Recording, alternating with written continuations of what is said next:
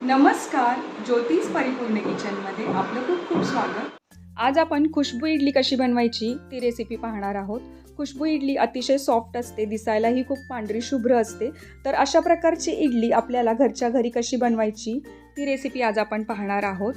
तर या इडलीला खुशबू हे नाव तिथल्या खुशबू ॲक्ट्रेसमुळे मिळालेलं आहे, कारण खुशबूला अशा प्रकारची सॉफ्ट इडली खायला आवडते। तर आज आपण पाहणार आहोत की खुशबू इडली सॉफ्ट होण्यासाठी आणि पांढरी शुभ्र होण्यासाठी आपण डाळ तांदळाचं प्रमाण काय घ्यायचं आहे आणि त्याचसोबत पीठ हे परफेक्ट असं फर्मेंट होण्यासाठी आपण काय करायचं आहे। तर हे सर्व या व्हिडिओमध्ये व्यवस्थित सांगितलेलं आहे। तर सर्व टिप्स तुम्ही फॉलो केल्या तर अशा प्रकारची एकदम सॉफ्ट इडली तुम्ही सहज बनवू शकता। तर चला आपण व्हिडिओला सुरुवात करूया। तर या ठिकाणी मी कप मेजरमेंटनी 4 कप एवढे साधे तांदूळ घेतलेले आहेत। साधे तांदूळ म्हणजेच हे रेशनिंगचे तांदूळ आहेत आणि या ठिकाणी मी 4 कप एवढे तांदूळ घेतलेले आहेत। आता यामध्ये आपण एक सिक्रेट इन्ग्रेडियंट घालणार आहोत, ते म्हणजे साबुदाणा। अर्धा कप एवढा साबुदाणा घालायचा आहे। तर या साबुदाण्यामुळेच या इडलीला छान असा पांढरा रंग येतो। आता त्याच कप मेजरमेंटनी मी 1 कप एवढी उडदाची डाळ घेतलेली आहे। आता या उडदाच्या डाळीला पहिल्यांदा आपण धुवून घेणार आहोत। तर एकदा पाणी घालून एकदा स्वच्छ धुवून घ्यायचं आणि परत एकदा पाणी घालून आपण याला 2 वेळा व्यवस्थित धुवून घ्यायचं आहे। तर अशा प्रकारे आपली डाळ धुवून झालेली आहे। यामध्ये आपण पुरेसं पाणी घालूया आणि आता ही डाळ आपण भिजण्यासाठी ठेवून देऊया। तर साधारण 5 ते 6 तास आपल्याला डाळ भिजवायची आहे। आता याच पद्धतीनं आपण साबुदाणा आणि तांदूळसुद्धा एकत्र केलेले आहेत आणि याला 2 वेळा पाणी घालून आपण धुवून घेतलेलं आहे। आता या साबुदाणा आणि तांदळाच्या मिश्रणामध्ये आपण पुरेसं पाणी घालायचं आहे आणि यालासुद्धा आपण 5 ते 6 तास एवढं भिजवून घ्यायचं आहे। तर डाळ आणि तांदूळ आपण व्यवस्थित भिजायला ठेवूया। आता 5 ते 6 तास झाल्यानंतर पहा, डाळही छान भिजलेली आहे आणि तांदूळ आणि साबुदाण्याचं मिश्रण छान भिजले। तर पहिल्यांदा डाळीतलं पाणी आपण एका ग्लासमध्ये काढून घेऊया, कारण आपण वाटण्यासाठी हे डाळीतलं पाणीच वापरायचं आहे। आता सुरुवातीला आपण डाळ वाटून घ्यायची आहे। त्यासाठी एका मिक्सरच्या भांड्यामध्ये मी संपूर्ण 1 कप भिजलेली डाळ काढून घेत आहे। यामध्ये आपल्याला पाणी घालण्याची जास्त गरज नाही, कारण यामध्ये थोडंसं ओलसरपणा आहे। तेवढ्यामध्येच डाळ ही छान अशी मौसूद वाटून घ्यायची आहे आपल्याला। तर पहा, आपली डाळ ही व्यवस्थित वाटून झालेली आहे। अगदी सॉफ्ट वाटून घ्यायची, यामध्ये जास्त पाणी घालायचं नाही। या प्रकारे आपली कन्सिस्टन्सी असायला हवी। तर आता ही वाटलेली डाळ आपण एका मोठ्या पातेल्यामध्ये काढून घ्यायचं आहे। पातेलं मोठंच घ्यायचं, कारण आपण याच पातेल्यामध्ये पीठ फर्मेंट करायला ठेवणार आहोत। तर फर्मेंटेशन नंतर पीठ फुगून वर येण्याची शक्यता असते, त्यासाठी आपण हे अशा प्रकारचं मोठं भांडं घेतलेलं आहे। आता याच मिक्सरच्या भांड्यामध्ये आपण उरलेले तांदूळ आणि साबुदाण्याचं मिक्सचर आहे ते वाटून घेणार आहोत। तर हे आपल्याला 3 बॅचेसमध्ये वाटून घ्यायचं आहे। तर हे वाटताना सुद्धा आपण जास्त प्रमाणात पाणी घालायचं नाही, साधारणपणे 2 ते 3 टेबलस्पून पाणी घालूनच आपण याला वाटून घ्यायचं आहे। तर पहा, पहिली बॅच आता वाटून झालेली आहे। कन्सिस्टन्सी चेक करूया। तर या प्रकारे फ्लोई कन्सिस्टन्सी असलेलं पीठ आपल्याला लागणार आहे। तर हे बॅटर अगदी परफेक्ट झालेलं आहे। तर आता हे बॅटर आपण जी डाळ वाटून ठेवली होती त्याच्यावरतीच घालायचं आहे। तर पहिली बॅच वाटून झालेली आहे। याच प्रकारे आपण दुसऱ्या 2 बॅचेसमध्ये हे तांदूळ आणि साबुदाण्याचं मिश्रण वाटून घ्यायचं आहे। तर वाटताना एकदम स्मूथ अशी पेस्ट करून घ्यायची आहे। अशा प्रकारे आपल्याला वाटून घ्यायचं आहे। आता दुसरी बॅचसुद्धा वाटून झाली, आपण याच पिठामध्ये काढून घेऊया। तर पहिली बॅच वाटून झाल्यानंतर दुसरी वाटल्यानंतरही त्यावरतीच काढायची आहे आणि तिसऱ्यांदा वाटून सुद्धा आपण यामध्येच घालायचं आहे। तर आता आपलं सर्व वाटण रेडी आहे। आपण हाताने याला एकसारखं मिक्स करून घ्यायचं आहे। तर मिक्स करताना डाळ ही खाली राहते, तर ती डाळ व्यवस्थित पिठामध्ये मिक्स होईल आणि तांदूळ आणि डाळीचं मिश्रण हे एकसारखं होईल, अशा प्रकारे फेटत राहायचं आहे। फेटताना साधारणपणे 10 ते 15 मिनिटं आपल्याला हे मिश्रण एकसारखं हाताने फेटायचं आहे। तर या प्रकारे आपण जेव्हा हाताने मिश्रण फेटून घेतो तेव्हा ते छान असं फर्मेंट होतं, फुगून छान वर येतं आणि हलकं होतं आणि याच्या इडल्यासुद्धा छान सॉफ्ट आणि हलक्या होतात। तर हीच ती टिप आहे की ज्यामुळे आपलं हे पीठ छान फर्मेंट होतं। तर फेटताना आपण एक 5 मिनिटं तरी हाताने व्यवस्थित असं छान फेटून घ्यायचं आहे। आता पीठ आपलं फेटून झाल्यानंतर आपण याच्यावर झाकण ठेवूया आणि हे आपल्याला 8-10 तासांसाठी आपल्याला हे उबदार ठिकाणी ठेवून द्यायचं आहे, म्हणजे पीठ छान फर्मेंट होतं। तर पीठ फर्मेंट होण्यासाठी आपल्याला उबदार ठिकाणी नाही ठेवता आलं तर याला तुम्ही एखाद्या चादरीमध्ये गुंडाळून ठेवू शकता, की ज्यामुळे पीठ हे छान फर्मेंट होतं. तर आता उन्हाळ्याचे दिवस आहेत आणि त्यामुळे पीठ छानच फर्मेंट झालेलं आहे. तुम्ही पाहू शकताय अशा प्रकारे पूर्ण पातेलं भरून असं पीठ वर आलेलं आहे आणि ते झाकणाला सुद्धा लागलेलं आहे. तर या प्रकारे पीठ हे छान फर्मेंट झालं आहे, आपण पाहू शकताय. तर चमच्याने हलवल्यानंतर इतकं हलकंसं पीठ जाणवत आहे. तर अशा प्रकारे आपण हे पीठ आता एकसारखं करून घेऊया. अगदी हलक्या हाताने मिश्रण एकसारखं करून घ्यायचं आहे.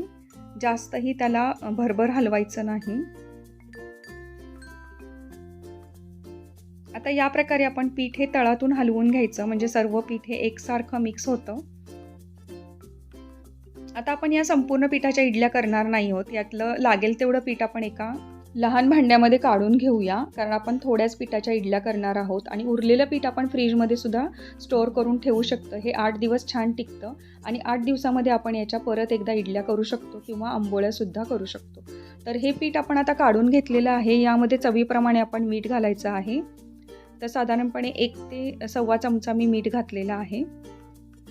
आता मीठसुद्धा आपण व्यवस्थित मिक्स करून घ्यायचं पिठामध्ये. उन्हाळ्यामध्ये अशा प्रकारचं पीठ हे लवकर फर्मेंट होतं, पण पावसाळ्यामध्ये किंवा थंडीमध्ये पीठ फर्मेंट व्हायला वेळ लागू शकतो. त्यामुळे 12 ते 13 ताससुद्धा पीठ फर्मेंटेशनसाठी लागू शकतात.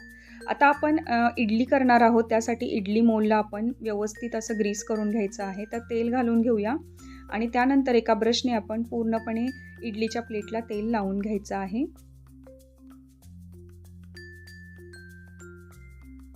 अशा प्रकारे तेलाने ग्रीस केलं की आपल्या इडल्या ह्या पटकन निघून येतात. तर आता आपलं तेल लावून झालेलं आहे आणि इडली कुकरमध्ये सुद्धा आपण पुरेसं असं पाणी घातलेलं आहे. आता गॅस चालू करून ठेवायचा आहे, म्हणजे पाण्याला सुद्धा बॉईल यायला सुरुवात होते. तर पहिली प्लेट आपण इडलीची ठेवलेली आहे आणि त्यामध्ये आपण हे बॅटर हळूहळू करून घालायचं आहे. तर 1-1 चमचा एवढं बॅटर आपल्याला एका इडलीसाठी लागत आहे. त्याप्रमाणे आपण इडलीच्या मोल्डमध्ये हे अशा प्रकारे बॅटर घालून घ्यायचं आहे. जेव्हा आपण इडली प्लेट ही डायरेक्ट कुकरमध्ये ठेवून भरतो, त्यावेळी इडली ही व्यवस्थित अशी गोल आकाराची होते. इडली प्लेट ठेवताना आपलं इडली प्लेट वाकडी होण्याची शक्यता असते. तर अशा प्रकारे आपण डायरेक्ट इडली कुकरमध्ये प्लेट ठेवून ती भरून घ्यायची, म्हणजे इडली अजिबात सुद्धा आकार चेंज करत नाही. तर आता दुसरी प्लेटसुद्धा आपण अशाच प्रकारे इडलीची भरून घेऊया. 1-1 चमचा बॅटर हे एका इडलीसाठी आपल्याला लागत आहे. तर अशा प्रकारे सावकाशपणे आपण हे पीठ या मोल्डमध्ये घालायचं आहे. आता आपला गॅस हा फुल हाय फ्लेमवर ठेवायचा आहे आणि झाकण ठेवून आपण या इडलीला 10 मिनिटासाठी स्टीम करायचा आहे. तर याला जास्त स्टीम करण्याची गरज पडत नाही. 10 ते 12 मिनिटामध्ये इडली अगदी व्यवस्थित अशी उकडून निघते, स्टीम होऊन निघते. तर पहा 10 मिनिटं झालेली आहेत, पण जेव्हा इडली कुकरचा आपण गॅस बंद करतो तेव्हा लगेचच आपण झाकण उघडायचं नाही. 1-5 मिनिटासाठी सेट होऊन द्यायची आणि त्यानंतरच झाकण उघडायचं आहे. तर पहा इडल्या आपल्या व्यवस्थित अशा स्टीम झालेल्या आहेत. आपण आता ह्या प्लेट्स थंड करण्यासाठी बाहेर काढून ठेवूया.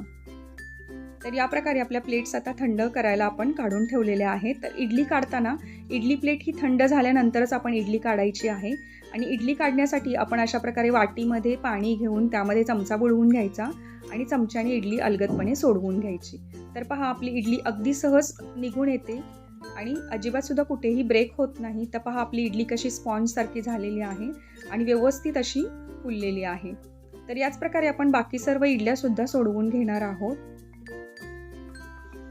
तर पाहू शकता तुम्ही इडल्या कशा पटकन निघत आहेत. तर अशा प्रकारची खुशबू इडली बनवणं किती सोपं आहे. तुम्ही प्रमाण फक्त परफेक्ट लक्षात ठेवा, म्हणजे तुमच्यासुद्धा इडल्या इतक्याच पांढऱ्या शुभ्र सॉफ्ट अगदी स्पंजसारख्या मऊसूद होऊन जातील. आता आपण या इडल्या सर्व सोडवून एका प्लेटमध्ये सर्व करणार आहोत. तर सर्व करण्यासाठी आपण याच्यासोबत सांबार आणि चटणीसुद्धा बनवलेली आहे. तर आपण इडली आणि सांबार आणि त्यासोबत नारळाची चटणी सर्व करू शकतो. तर या प्रकारे आपण सर्व इडल्या अशा ठेवलेल्या आहेत. आपण आता एक इडली तोडून पाहूया की आपली इडली किती सॉफ्ट झालेली आहे आणि स्पंजसारखी मऊसूद झालेली आहे.